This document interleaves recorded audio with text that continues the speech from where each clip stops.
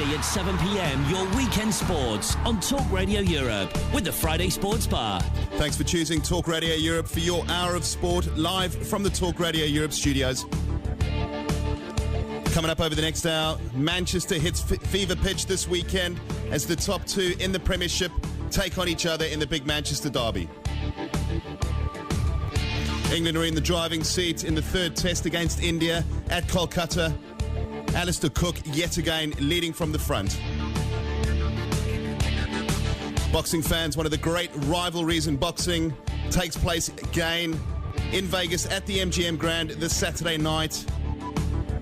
Manny Pacquiao versus Juan Manuel Marquez 4. It is a date with destiny for both of them. All that and plenty more to come up over the next hour. Stuart Joseph and Richard Tilsley joining me, Dom Aldworth, and you out there as well on the airwaves. Stay with us for the next hour.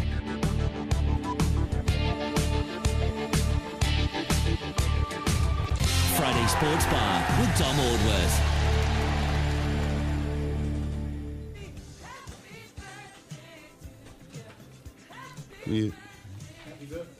You guys are looking at a little bit stunned. Well, we can hear happy birthday. Isn't it your birthday today?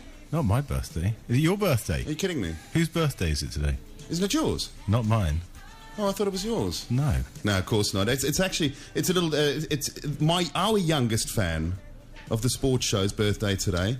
It's her first birthday today. Oh, it's your daughter. And I just thought I'd give my little beautiful Olivia a happy birthday on the radio for her first birthday. Olivia Justine, happy birthday to you, my darling. A little bit of a corny start to the show, but lovely. It's her first birthday today, and a little bit of cake. So sweet. That slim belly workout that you think I've been doing is going to go out the window this weekend when I eat all of her birthday cake. But anyway, happy birthday, my darling. See, who'd have I know thought, she's Dom, tuned in. Beneath that hard exterior is that heart of gold. Hard exterior. Goodness me. Anyway, let's move on. I've got a song for you, actually, Rich, and we're going to have to move on. Sorry, good evening to all the listeners as well. Good evening to you guys. Yeah. Apparently during the week, Steve had a bit of a show in the afternoon, I don't know, with Dave, I think, Dave Hodgson, and they were talking about programming and presenters and shows on Talk Radio Europe, and apparently, I didn't actually tune in, but there was a couple of listeners that called out and called into Steve and said what a great show, they enjoy the Friday Night Sports Bar. So whoever that was out there, even if you didn't call and you tune in every Friday, very grateful. Thank you very much for your kind comments. And thanks to the guys as well who really make the show. Hopefully good listening for you guys out there. But thanks very much for your kind comments. We'll keep doing our best every week. If you want me to get rid of Richard Tilsley, just give us a ring in the studio. We can make that happen very quickly. I was going to say, Dominic, poor deluded listeners. Well, okay, well, here we go. Well, this one's for you. I know you're going to like this one, okay? All right. I thought I'd continue in the same vein that we finished last week's show in. And what was when you lost the plot over Wolverhampton? I'm still losing the plot. I read another article this week which further convinced me that the owners of Wolverhampton Wanderers do not have a clue what they are doing. What's the song in the background? Now, this one's for you. Sorry? It's a little bit soft, isn't it? I really could have done with... Sorry, Dom? Oh, what an amazing result last week against the All Blacks at Twickenham, eh? That was fantastic, Dominic. Huh? I mean, Can I finish my rant, please, about Wolverhampton Wanderers? Go on then if you have to. Okay. Further evidence that the owners of Wolverhampton Wanderers do not know what they're doing is that the name of Alex McLeish has been suggested to take over from Solly Solbakken. Now, here is a manager who nearly took Aston Villa down last year, took Birmingham City down the year before, and plays a rather sort of industrial, agricultural style of football, which is just totally unsuited to the Premiership. Okay, you're actually ruining a perfectly good song. It's a terrible song. Well, this is the England rugby song. It is the worst. The England rugby song, okay, is the worst rugby song. I mean, it is an absolute dirge. It's not a good song for you this month. Okay, Flower of Scotland, fantastic. Waltzing Matilda for the Australians, fantastic. You know, the Marseillaise for the French. What have we got? Swing low. This is what we've got to put up with for the next hour. Can you believe this? It's a dirge. It's a terrible song. Okay, can you take your Prozac so we can continue with the show? Have you finished with your rant about Wolverhampton? Yeah. Before you do, Richard, you know who Wolves are playing this weekend? Enlighten me. Well, you've just mentioned them. Alex McLeish, Birmingham. He's not at Birmingham, though. No, but I'm just saying the connection. Yeah, that's right. I saw it. It's the live game, isn't it? It's the Midland Derby. Yeah, two teams who play, rather uninteresting football. But we'll see what happens. And I think we're up to, is it 14th we are in the table now? You're rising spectacularly to 17th. But I'm very, very pessimistic about what's going to happen this season. But Dominic, I am very optimistic about England rugby. Well, don't get too carried away. I mean, I'm on a wave. Forget being carried away. I'm on a tsunami. Okay. After what happened last weekend. Have you noticed in the last 5 minutes, I mean, he's gone from the depths of despair to, the crest of a tsunami. I mean... Hang on, guys. How did it happen? Because last week you were saying, Dominic, that it was impossible and there was no way England could win. I'm forced to eat humble pie, hence the reason for the song which you ruined, talking about Wolverhampton. I saw the game on the Sunday, actually, not on the Saturday. It was a very, very, very good rugby performance by England. Make no doubt about it. This is one of the greatest rugby sides the world's ever seen. 20 matches unbeaten. England hadn't beaten them for 10 years. In fact, nobody in Europe had beaten them for 10 years. And they did more than just that. And fair enough, I felt that perhaps the likes of Tulagi, Bradley Barrett, Alex Good at the back, would be spending most of their time actually defending and not attacking is what these guys are all about. But it was completely the opposite. And, absolutely. Forced to eat my words. I thought it was a top-class performance. Can't get too carried away with that. It's the end of a grueling long season for the All Blacks. Some of them were very ill during the course of the week. No excuses. I'm not a Kiwi, so I'm not making any excuses but for Richie them. McCaw said that was no reason for the performance they put in. Absolutely not. I mean, England were quicker at the breakdown. They played with a greater intensity, and I thought the pack were just phenomenal. I mean, I know the backs have got all the plaudits, especially people like Tuilagi and Good, and I thought Barrett played very well. But to me, I mean, the game was won by the pack. I thought they were fantastic. I thought Launchbury is the find of the season so far as well. I think crucial for Stuart Lancaster now is to follow that up in the Six Nations, because this fantastic result will mean absolutely nothing if they go into the Six Nations and play a completely different kind of rugby. No, they'll build on what's happened, and and the thing is, what I like about what Lancaster's done is that he's gradually introduced some new talent, and we were looking at, in fact, we were discussing only at the last Six Nations. I mean, where the future England number 10's coming from, and yes, there is Barrett, but the thing is, he doesn't even play that position for his club.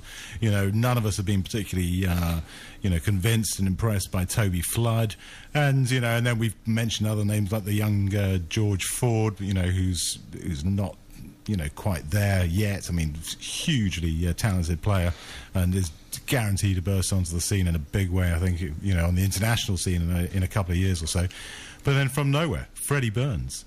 I mean, and has played some tremendous rugby for Gloucester this season, and to me looks completely at home on the international stage and offers something very, very different to Owen Farrell, and plus I think just the way the whole of the backline played, it was full of invention, full of expression, and I thought they ran some fantastic lines. I thought the tackling was superb.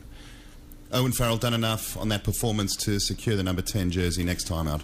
Yeah, he's the thing is about Owen Farrell, he's a safe pair of hands, Dom. He kicks well. In many ways, he's a bit like Johnny Wilkinson. In that you're not going to get that sort of really sharp, incisive, offensive play from him. But what you are going to get is a very sound defensive game, and he's going to allow the rest of the backs to play the game that they want to play. But is he going to create the space against a really good opposition on the top of their game?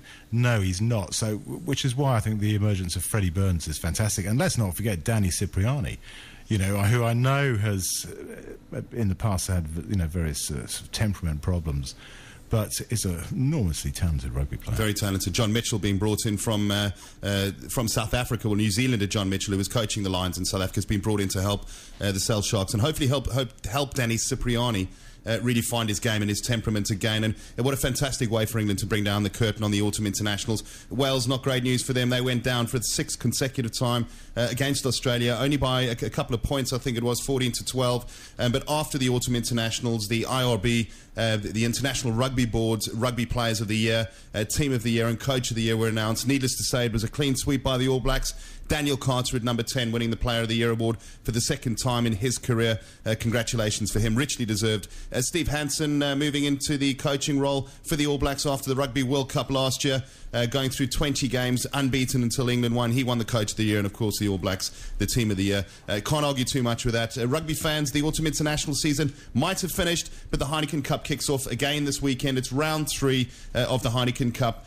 Following that next week, it's back to Aviva Premiership business, Rainbow Pro 12 Direct. So rest assured, rugby will still continue to come at you thick and fast, not only from the rugby pitches of Europe, but also from the Friday Night Sports Bar. But we're going to turn our attention to you, Stuart Joseph. We're going to turn our attention to what happened midweek in the Champions League. Let's begin with the Champions League, Stu, and then you can have a little bit of a boast about Spurs getting through to the last 16 of the Mickey Mouse tournament, the Europa League. But yeah, Champions League, all done and dusted now. No Manchester City, no Chelsea. Let's have a look at who went through. A lot of the groups had already been decided. It was just a case of who was going to come top and who was going to come second. Well, Spain have got 4 teams of going through into the last 16. Malaga, Real Madrid, Valencia and Barcelona, which is a really good... having 4 teams through at this stage is pretty good. They can't be drawn together in the next round, so they won't meet each other. The French have got Paris Saint-Germain, their only team. Portuguese have FC Porto. Germany has Schalke, Borussia Dortmund and Bayern Munich. In the UK, we only have Arsenal, Manchester United, but City were always going to go out, and getting beaten on the night was a really poor result, I feel, especially with the team that Dortmund had out. They had several reserves out, and they still couldn't get a result. Chelsea had a tremendous win, 6-1, but against a team that have very little meaning, really. Did you watch that? I actually watched that game. What did you guys make of that performance? For me, I know you've got to bear in mind who they were playing against, but I think Nordsjælland have actually held Juventus earlier on in a group stage match to a goal apiece draw. I just felt there were some very encouraging signs. David Luiz is a very talented player, but he can also have a shocker. There doesn't seem to be that middle sort of consistency with him. He had a great game there, but Torres, to me, just looked like perhaps whatever Benitez is doing behind the scenes could just be working for him. Yeah, it's amazing. I mean, we talked was it a couple of weeks ago about how, he seemed a yard or two off the pace and he wasn't really making the runs into that space behind the defenders, and taking them on. And, and that first goal he scored was absolute Torres of old. I mean, he outpaced the defender, used his strength, to win the ball, and could have had 3 or 4 as well, couldn't he? Yeah, but I can't get excited at the team they beat. Defensively, it's not like the normal standard of every week. No, but he was. The thing is, in regards what plus points there are, that was a definite plus point for Chelsea. That performance by Torres, and you could see that he was. That's probably his best performance in a Chelsea shirt. Yeah, he was. Well, I don't know, the Champions League last year. Semi-final when he scored. Okay, yeah, but the thing is, he was. I felt he was at the game. There was something different, wasn't there? Definitely, there was something different about his game, and we can't elude from the fact that Benitez was the one that brought him from Madrid to Liverpool, where he played the best football of his career under Rafa Benitez. He seems to be one of these personalities. Maybe a bit like Graham Hick, actually. He was completely mismanaged for the England side. He was one of these guys that needed an arm put around him and to bring the confidence back to him instead of a kick up the backside. And Torres, for me, is perhaps one of those personalities, and Benitez knows how to bring it out. I agree with you to an extent, and I'm a fan of Torres, so I'd love to see him come back on board, but I'd rather look at him this week. They're playing Sunderland away. I'd rather look at that game and see if he can take it forward to Sunderland and show the same enthusiasm, and also whether he gets the same space. When you're playing in our league, the Premier, every week, it's so tight at the back. I think he had a lot of room there because of the team and the quality of the team he was playing. But I hope I'm wrong. I really, really do. I hope he has come back on board. Well, the only thing is, just that one goal in itself. If you look at past examples of Torres, he's been probably at about 5 yards further up the pitch. Yeah. And when there has been those one-on-ones with a defender, he hasn't got there. And he's allowed himself also many times to be muscled off the ball. And I thought this was an example of not only did he outpace the defender, but he's a big lad, Torres. He's not a shrinking violet, you know. And he didn't allow himself to be muscled off the ball and scored. And I thought that was Torres of old. Guys, we've got a caller on the line, and yes, it is. It's Fernando Torres who listens to the Friday Night Sports Bar. Fernando, good evening and welcome to the show. Thank you very much. Unfortunately, I've got to agree with my Tottenham fan there, which is sad to say, but unfortunately it's going to be the first time. Steve, you never agree with me. You never agree with me. Steve, this is sour grapes, mate, isn't it? Because you sold it. It had to happen, but it's not how you start in life, my friends. It's how you finish. Okay. And unfortunately, Torres never did anything towards the end of his career at Liverpool. And if you saw the goals that he scored, he sort of stumbled them in. So it doesn't count. I prefer to wait for the weekend and see how he plays against a lower team and see if he's improved. Steve, Steve, I saw your team against Udinese. I watched the whole game yesterday. I think Liverpool are definitely on the up and up. Well, as a Liverpool fan, I would say that passing the ball around is one thing, but we're not scoring enough goals. It might be that we got through, because you've got to be always happy, but unfortunately, we need another striker, so I can't say anything until we get another striker. I agree with you, but at White Hart Lane the other week, I think Wednesday week ago, I mean, you played us off the park in the second half. I know we won 2-1, but my God, we couldn't get out our half. Yeah, no, but it doesn't matter where you park the bus, it's if you score or not. And at the moment now, we can't score enough, and we're a bit leaky at the back. So, well, Carroll should never have gone to West Ham on loan, should he? I mean, that was a ridiculous move. He should have. He's done nothing at West Ham. But anyway, I can't listen to the show because it's always very, very entertaining. Thanks for your call, Steve. Cheers. Yeah, I mean, we talked about this before. I mean, the last thing that Liverpool wanted was for Andy Carroll to say. I mean, he just was. I mean, to a certain extent. I mean, because I watched the game last night as well, and I think that Liverpool had something like, was it 65% possession? Is it? Well, Udinese had nothing to play for. I wouldn't think they were given 100%. The crowd was empty. There was no atmosphere there, and it was a bit of a nothing game. But they still dominated, as you say. They had a lot of the game. But as Steve said, they lack a cutting edge, and the thing is, I think Luis Suarez is a fantastic player. I think he's one of the most talented players in the Premiership. But to me, he's, I suppose, what people would have referred to many years ago as an inside forward. He's not an out-and-out striker, and he needs someone to play off. He needs someone. Yes, I agree. And certainly, I mean, when you look at his games for Uruguay.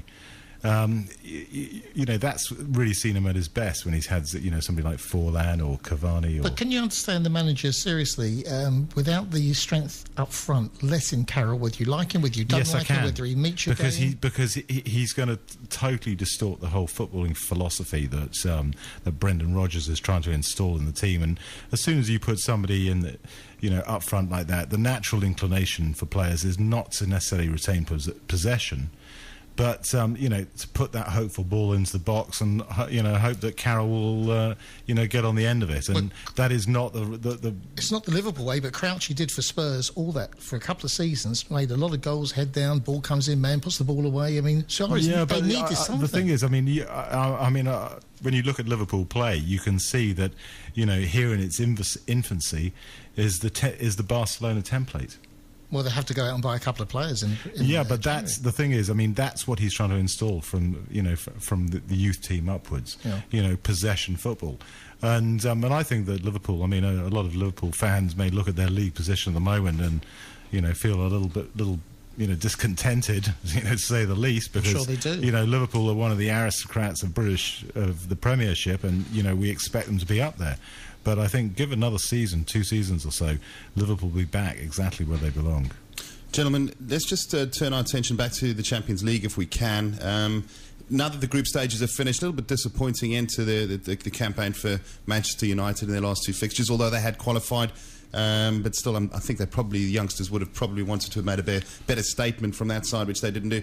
Let's just have a look at woeful, Dominic. I had the misfortune of seeing the majority of that game until I eventually persuaded the people who I was watching the football with to put the Celtic game on. Well, I was going to say, we've spoken about Arsenal, we've spoken about Manchester United, English clubs, but we haven't spoken about Celtic. Fantastic. Celtic have gone through the last 16. I think that's a marvellous achievement, isn't it, Brilliant. guys? It's a great achievement.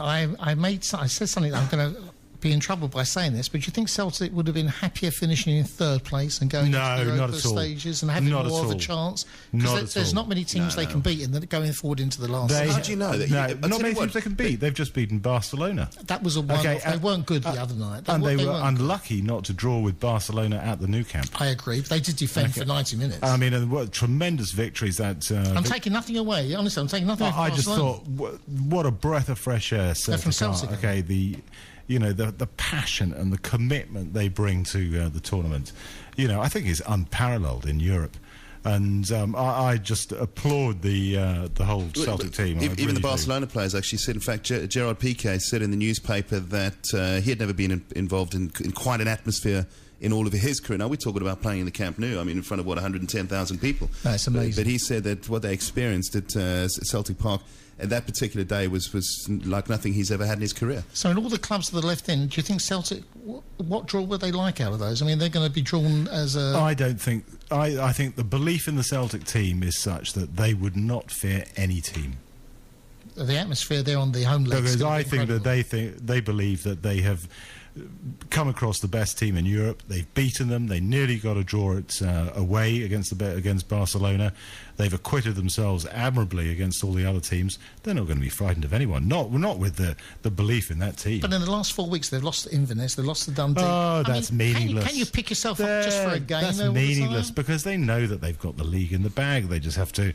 But Barcelona don't do that. I mean, all Celtic need to do is go into second gear after Christmas and the league is theirs. And they know that. But Richard, Barcelona don't do that in the Spanish league. They pick up their wins at home and in the league. But you can't compare the quality of the Spanish league with the quality of the Scottish league. Because really above and beyond Rangers and Celtic, I mean, occasionally we've had other teams come to the fore, but by and large, I mean, the gulf in class between those top two teams and everyone below is stratospheric. You can't put Rangers in that category at the moment, can you? When you say Celtic and Rangers, no, and this is why the interest in the SPL has dwindled. One of the reasons also that the television companies are when they're currently renegotiating the television rights, are looking to pay considerably less. Which is one of the reasons why I think that if they do merge, which were the SPL and the Scottish First Division, there's talk of Rangers coming back in a new league format, and I think it's going to happen for the for the financial well-being of Scottish I'd like to see football. Celtic come into the Football League personally. I think it'd be wonderful to have It'd be great. But I just wanted to say that this year in the Scottish Division, which is quite incredible, that 15 games are gone. Normally Celtic and Rangers would be clear, but you've got Celtic on 28 points, Hibernian on 27, Inverness on 25, Aberdeen and Motherwell on 24. That's quite an exciting league at the moment. Yeah, but they're in first gear. Tables never lie. Yeah, but the thing is, they know that all they have to do is step it up another notch after Christmas and they'll walk away with the league. Okay, I wouldn't argue with that, but the fact is they haven't yet. Okay. But they're still they're in first position, they're in cruise control. Next round of the Champions League, they've got nothing to worry about. Who impressed you most? I mean, out of what we saw in the Champions League, the group stages, not considering their past achievements, but who for you was the real standout side that could go all the way in this tournament? Only one team. They're not going all the way, but they were, for me... Well, that was a stunning surprise. Malaga did phenomenal, but for me it's Dortmund in the German. I thought Dortmund were just super. Every time I saw them, the power of play, the energy, the football, I thought they were absolutely terrific. Better than Bayern Munich. Well, there was a lot of good stuff that came from the three German teams itself, actually. I mean, Bayern Munich, for one, I mean, they're 10 points clear of Borussia Dortmund in the Bundesliga at the moment. Schalke, I think, are a further 13 or 14 points behind. But all three of those sides put in some top-class. They all finished top of their league as well. So, which is something better than the Spanish. Dortmund weren't a surprise package. I mean, they were double winners in the... No, the question was who's most impressed you? In that group stage, who really stood out for you? Yeah, definitely. For me, Dortmund. Well, I think I must say that I think the Dortmund team are very, very good, and I think Krupp, or is it Krupp or Krupp, the manager, not too sure how you pronounce his name, is definitely one of the best managers in Europe. And there's talk he's a real character, isn't he? That if Abramovich doesn't get Guardiola in the summer, that he's going to turn to Krupp, and I think that would be a pretty good bet, to be honest. Europa League, Stu. We spoke in Liverpool, have gone through Newcastle, had already secured, Though Man City, I thought, were an embarrassment from start to finish. Well, I mean, Man City, unfortunately, did not deliver in the Champions League. A lot of pressure on Mancini as a result of that. Well, all the players. But he's never done it as a result He's of that. never done it in the Champions League as a manager. You talk about the Europa League. I mean, this is not easy. I know we joke about well, you do, Mickey Mouse or whatever, but you've got Liverpool, Newcastle, Spurs and Chelsea, Atletico Madrid in the next rounds. You've got Lyon, you've got Napoli, Inter Milan and Lazio from the Italian league, Ajax from Holland. I mean, you can go on. Germany, Borussia Mönchengladbach, Stuttgart, Bayer Leverkusen, Hanover. You've got some great teams. You know, whoever's going to win this is going to deserve to win That's this now. That's in the next stage. But really, if you cast your eye back to the group stages, there's not an awful lot of... Well, the group stage is a waste of time. You know, we were talking about this before. I mean, for me, the Europa is a Mickey Mouse competition. It becomes only good when you get to the last 8, last 16. It gets a little bit exciting because the top teams have come from the bottom and they all surface at the top. That's why I think Platini's idea to amalgamate it with the Champions League is fantastic. What do you guys make of that? I said that I didn't like that idea. So what would we be looking at? What, 64 you said, yeah? Yeah. 64 teams in the Champions League. Well, no, you can't call it Champions League. It's a ridiculous thing to call. Well, you can't call it. You can't really call it the Champions League now. You really can't, but it makes it even more absurd having 64 teams. Well, how do you mean it makes it more... How can it be more absurd when you've already got not champions in it? I'm agreeing with you, but I think you're taking it to another level. You've got to take that name away and find another name that's creative. Well, they probably would rebrand it, wouldn't they? Yeah. But whatever they call it, I think that definitely something needs to be done because the Europa League does not really have the intensity of competition that it should do. Would you be saying that if Wolverhampton were in it? Well, I'd be if Wolverhampton Wanderers, if the Wolves were in the Europa League. Well, firstly, the age of miracles would obviously have ceased to have passed. And secondly, I'm sure that they would field a second-string team like all the other teams. But years ago when you had the Cup Winners' Cup, which was the one stage, Wolves could have appeared from the Championship. I'm a great fan of the Cup Winners' Cup because it used to throw, it used to give teams who would not normally have, appeared in Europe, the chance to appear in a knockout cup competition. I thought it was a great format. It started as the Fair City, doesn't it? Do you remember years and years ago it was called the Fairs Cup or something? I think when you went back. Oh, years ago, yeah. Because of course I remember the Wolves played Tottenham in 1970, I think, or 71. Do you remember the result? Unfortunately, I do, Stuart. Gentlemen, we're running out of a bit of time. Before is that all on Spurs? I've got no more on Spurs' performance last night. I was actually going to give you guys a couple more minutes, and then we have to wrap up the first. I'll tell you what is to be applauded. Commercial break is that at least Spurs and to a certain extent Liverpool, have fielded strong teams for this tournament. Spurs are taking it very seriously. The manager Harry Redknapp didn't take it serious. No, and I think that's because he won it. I think that's because he won it with Porto a few years ago. And I think that's to the credit of DVD, to be honest.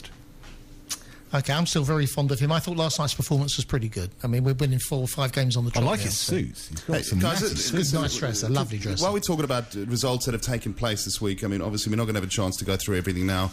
But let's have what about David Beckham? I mean, he signed off with another MLS trophy in his cabinet there after 5 or 6 years of service to Galaxy. Top class performance there from Beckham to deliver that. I mean, PSG and our favourites, Monaco. Are also coming in. Have also confirmed that they placed a bid for him as well. But Dom, when you see what he's done in MLS, I think that he's sold himself short by retiring from Premier football. Yeah, I mean, I think we all knew that at the time. I mean, to move from Real Madrid to Galaxy at barely the age of 30, 31.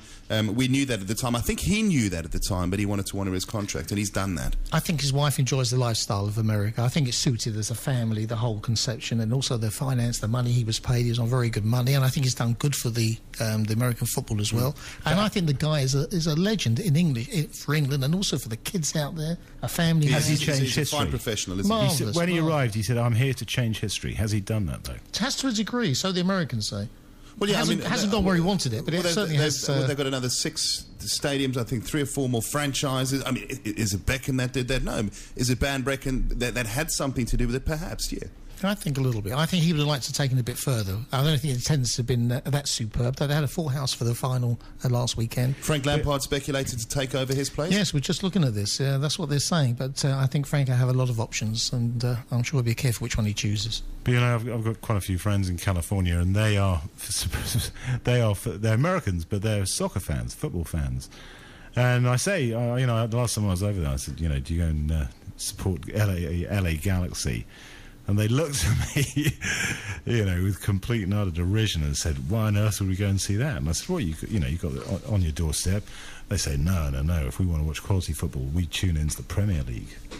And they knew all the Premier League teams, players, and everything, and they all had their own sort of loyalties, who they supported. But nice they said that it was really for people who didn't really understand football going to the air. Well, that's unfair. That's unfair. So you're supporting your local team, same as amateur football in first, second division here. Gentlemen, we have to go to a commercial break on that, man. Tomato dribbles it past Mozzarella and loses it to Beefy. Beefy runs with it, goes on the counter-attack of Beefy, and Beefy scores and the crowd goes wild. It's the Friday Sports Bar on Talk Radio Europe with Dom Aldworth. Good evening and welcome back to the show. Yes, that's with me, Dom Aldworth, Stuart Joseph and Richard Tilsley. We're moving away from football now for the next few minutes. Let's talk a little bit of cricket. South Africa held on to the world #1 ranking with an emphatic 309-run victory against Australia at the Wacker in Perth. A top-class performance there from South Africa, securing the 3-test series, 1 test to nothing. They remain top of the tree. England are in action in the 3rd test match at Kolkata against India, the 3rd test match, and wow, what a great performance at the moment by Alistair Cook and in England. But Alistair Cook is in irrepressible form at the moment, Rich. 5 consecutive test hundreds, 3 consecutive in this particular series. He's the youngest English batsman to score more than 7,000 test runs, and now he's the leading century scorer for England as well, with 23 test centuries. Unbelievable form from Alistair Cook. Well, undoubtedly. I mean, Alistair Cook is going to go down in the annals of history as perhaps one of the greatest ever opening batsmen. And, I mean, for a long, long time, he was identified as a huge talent. And that in itself has been an enormous millstone around his neck. I mean, because as you know, the acronym FEC, Future England Captain, has been applied to many people, and none of them have, I say none of them, but many of them have failed to live up to that promise. But he just responds under pressure, doesn't he? He's been given the captaincy. It hasn't affected his own personal game. At the age of only 27, 28, as a batsman, he's still got another 6 years left, and he's already got 7,000 test runs. And extraordinary. And the thing is, he sees the ball so early, Dominic, and he's able to play it so late, and he's got very, very supple wrists, and his shot selection is absolutely and he's English. Sublime. And he's English. And he's English. He is our Jack Callis. As someone in the... Well, he's not your Jack Callis. He doesn't bowl, does he? Well, that's what Jonathan Agnew said today in his report. He said he is our Jack Callis, not in so much in that he bowls, but there's a dependability about him in the same way that there is fair, yeah, from a batting point of view, yeah, absolutely. But top stuff there from England, and I can tell you right now that England have a lead of just over 200. I think it might 193. be 193. India's first innings was 316. A couple of 50s there from Jonathan Trott, Nick Compton, who we spoke to just before he went abroad to India. We spoke to Nick briefly. A nice test 50 for him in his 3rd test match. He spent a lot of time at the wicket. He hasn't had any big scores yet, but clearly his game suits the international stage. It does, though, to be honest, I think he's a very good player, Nick Compton, but he is 28, 29. But Michael Hussey was 29 when he made his test debut for Australia. Well, I know that it's just that I think that Joe Root is a much younger player. I think Joe Root's only 21, 22. And I just think that it was perhaps time to invest in the future, especially when you've got such a well-established opening batsman. But they couldn't ignore his statistics from the season just gone by. Rich, his statistics were extraordinary. He was the leading run scorer in county cricket. You can't really ignore that, can you? Well, the thing is, yes, you can ignore it, Dominic. Look at Robert Key. Robert Key, his last game for England, he scored a double century. He was consistently one of the country's leading run scorers. And he did have a fair crack at the England setup, and he didn't really make the grade, did he, at international level? Well, his last innings for England was 200. You can't argue with that. Well, yeah. And he was always in the top 5 or 10 of the batting averages, county batting averages. Oh, county, yeah, but county cricket's a different story to international, isn't it? Well, the same with Compton. I mean, he was top of the county averages. Yeah, but he deserves a chance. This is his first Test match, and my point being that he seems to have taken that opportunity. Well, he hasn't scored a ton yet, Dom. Well, no, he hasn't. He's got a couple of 50s. The whole- Okay, he's a good player. Listen, I'm good on the lad. He's done well, but I just think that... Hey, listen, I'm batting for him. You're batting against him. Have you ever scored a ton? No. No, there I you go. haven't. Okay, so we'll end this debate. I was a then. bowler anyway. I remember that. I remember that. You should have seen him bowl, Stu. Is that good? Does that not give anything away? You used to think you were a bit of a wizard, a bit of a Shane Warne, a bit of a Mullery, just turning people inside out. I wish, Dom, I was an off-spinner. So, I mean... Yeah, so is Mullery. Well, He Mullery turned it is. both ways. Yeah, didn't but there's so much wrist action. Shall we talk about cricketers trying other sports? What about Andrew Flintoff? Oh, we there? talked about that. I mean, that was last week, and I ridiculous. saw the fight. It was What on a Friday joke. after the show, wasn't it? I went home and I read reports the following day that said, Flintoff quits himself in the ring, and it was ridiculous.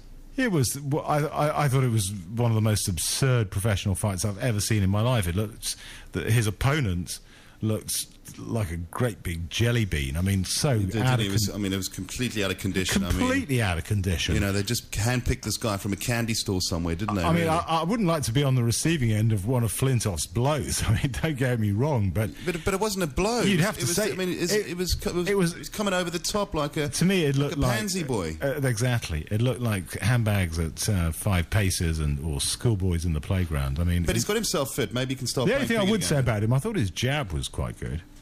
I thought the jab was quite good. I thought his left jab was quite good, to be honest. Did you? Okay, all right. Well, For someone who hasn't boxed for very long, but I thought the combinations were terrible. it was ridiculous. It was embarrassing. I mean, I was cringing. I was really And embarrassed. I didn't for see him, any but, ring craft. I mean, I thought a complete embarrassment. But hopefully, this is just a one-off, and he won't reappear in the ring, and it's part of his. Unless TV he wants to, documentary. unless he's listening tonight, and he wants to step in with you or me. I'll have you. I'll have him.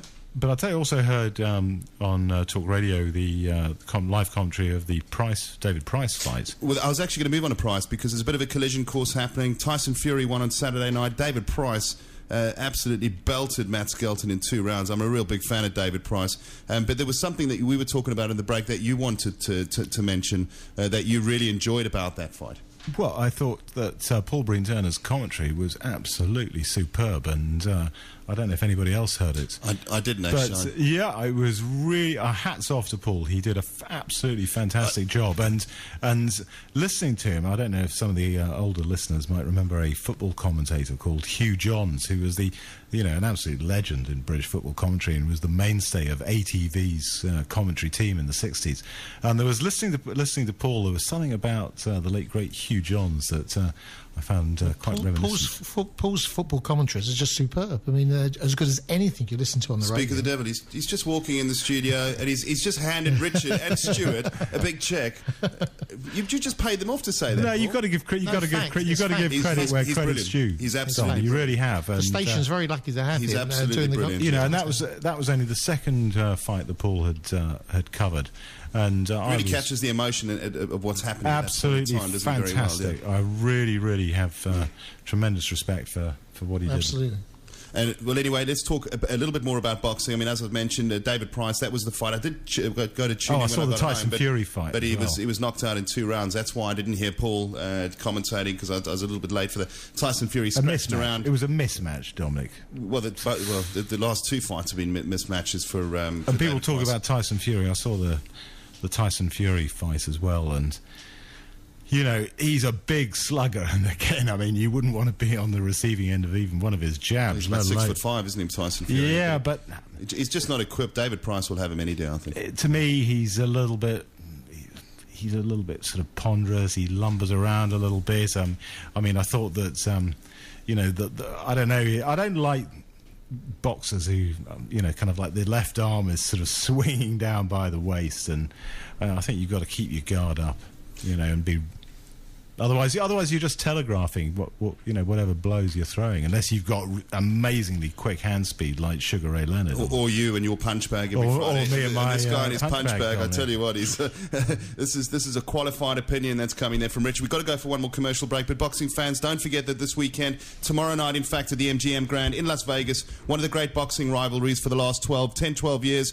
Manny Pacquiao, pound for pound king, although he isn't at this stage, but he'll probably claim he is, takes on Juan Manuel Marquez. It's the fourth time they've fought each other, not without controversy, I might add. In all three previous bouts, this one is sure to go the distance of 12 rounds, and if you can be bothered to wake up at 2-3 in the morning to watch it, it will be certainly well worth it. It is one of the biggest fights of the year between two of the best fighters in their weight division as well in the world. So that's Manny Pacquiao versus Juan Manuel Marquez from the MGM Grand tomorrow in Las Vegas, the fourth time that they'll be taking on each other. We're going to go to a commercial break. We're going to see the other side of this. It's the Friday Sports Bar with Dom Aldworth on Talk Radio Europe.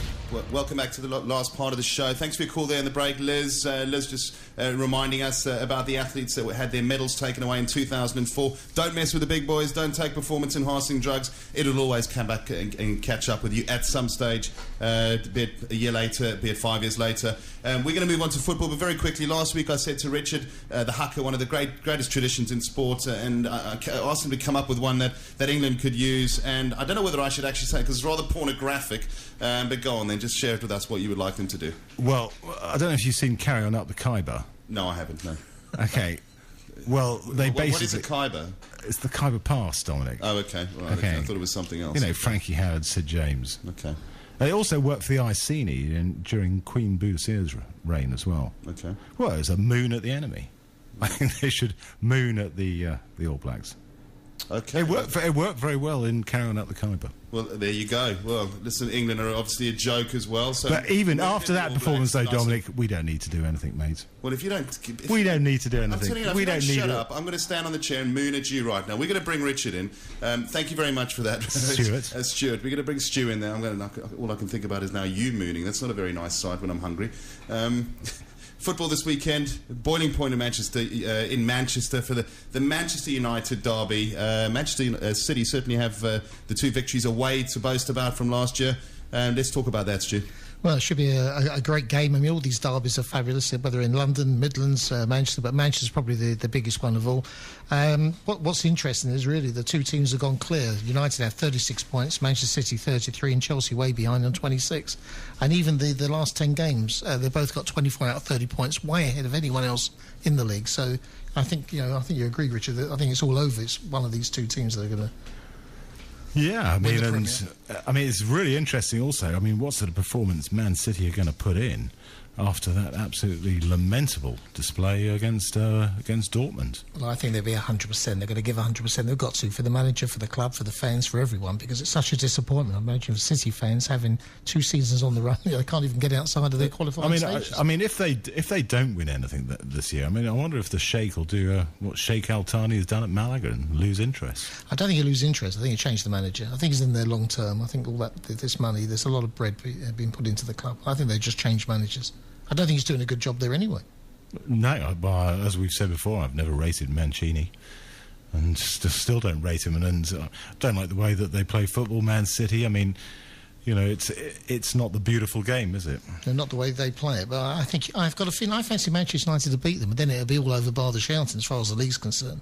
But there's some terrific games. It's a bit early to say that, though, isn't it? Well, is it too early? You come out of Christmas. There's 5-6 matches between now and New Year's Eve. If they take maximum points and they're, let's say, they're 10 points clear of Chelsea. Say they go 14, 15 points clear. I think it's all over. I really, really do. You're not going to get that back. Who's going to go? And there is the feel bad. 15 points clear. Well, they could easily do that, Manchester, if they win and keep winning all their matches. 6 matches, 18 points to play for. And also, I mean, Chelsea, who are the closest team to the top two, they're going away to play the World Club Championship. So by the time they come back after that, they could be sort of 12, 15 points adrift. Could be a big gap there. When you see a big gap at that top of the table, it's hard to and you can't back. see Chelsea, making up that sort of point difference. And can you see United losing 5 matches between now and the end of the year? I don't think the league's strong enough. Well, they've lost 5 between the beginning of the season till now. Yeah, but I think it's steadied the ship. If Vidic comes back and doesn't get more injuries, they've missed him so badly at the back. He makes that defence. But also, all the top clubs are buying big in the transfer window, aren't they? And this is one of the things that apparently has really upset Mancini is that because of the feel-bad factor at Man City, they reckon that United are now going to pit them to two of their biggest transfer targets, who've now decided against going to City, which is the talented young Croatian midfielder, I think, is it Halovic or something? Yeah, two of them, two Croatians. Yeah, who's described as the next Luka Modric. And apparently, up until recently, it was all done and dusted that they were going to go to City, and suddenly they've said, no.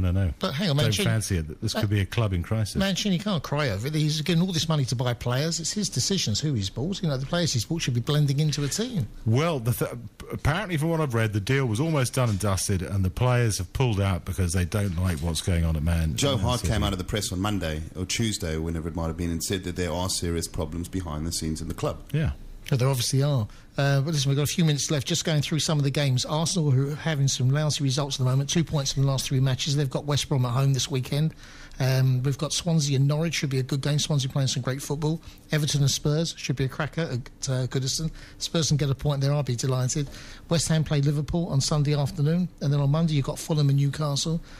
Tuesday, Sunderland and Reading. Teams at 17 and 19th. So there's a lot going on. Also, don't forget, next week is the Capital One League Cup quarter-finals. Bradford play Arsenal, Norwich play Aston Villa, Swansea play Middlesbrough. So plenty of good football. We had one other game, isn't there? Pardon? 4 games, yeah. Chelsea are away on their European tour. Not the European tour. They're in Japan on the Club World Cup, isn't it? Yeah, that's put back. Did you know that them and Corinthians actually walk straight into the semi-finals in this competition? They don't have to play in the group stages of the playoffs to get there. Because they're two majors? Because they're the two major... so they literally just walk into the semi-finals. Well, that's what it makes it more interesting. We've got about a minute left, guys. Everton Spurs, that looks like a pretty good fixture to me. It's going to be a hard game. I mean, fourth versus sixth. If we get anything out of that, I'll be absolutely delighted, really. But I think it'll be a cracking game. Good game to watch. Well, the thing is, I mean, with Spurs... is that, I mean, Everton, I think, have scored in the first half of the each game they've played this season, haven't they? I mean, they score against us, whatever happens. And the thing is, when you look at the Spurs team, as soon as they go a goal down, they don't look the same team at all. I mean, they don't seem to have that invention. They seem a little bit sort of stultified. Richard, then the ploy will be to go a goal up. And also, they haven't got Bale. You thought he would try and get under your skin for the last 30 seconds of the show. I won't allow it. I would not allow it. You've got no Gareth Bale. No, we're resting him. Resting. We've got big matches coming on. Big matches. That's a big loss. He's been in top form recently. He's got an injury. He's done a fantastic player. Yeah. But he'll go to. No. It's not going anywhere. He is, because they've all got to spend the money. Not yet. He's not going yet. I'm afraid that's about as much time as we've got for 10 seconds left. Thank you very much. It's always a pleasure to be in your company. Thank you to all of you out there that had a listen in. Enjoy the Manchester Derby on Sunday. See you next week. Is Talk Radio Europe on the hour. Live international news from Sky. At 7, a nurse who took a prank call at the hospital caring for the pregnant Duchess of Cambridge has been found dead. It's thought Jacinta Saldana committed suicide days after Australian radio DJs gleaned information about Kate's condition. John Lofthouse, the chief executive of the King Edward VII in London, is paying tribute. It is with deep sadness that I can confirm the tragic death of a member of our nursing staff. Jacinta has worked at the King Edward VII Hospital for more than 4 years. Our thoughts and deepest sympathies are with her family and her friends. The company which owns the Australian radio station at the centre of the call says the presenters behind it won't return to their show until further notice.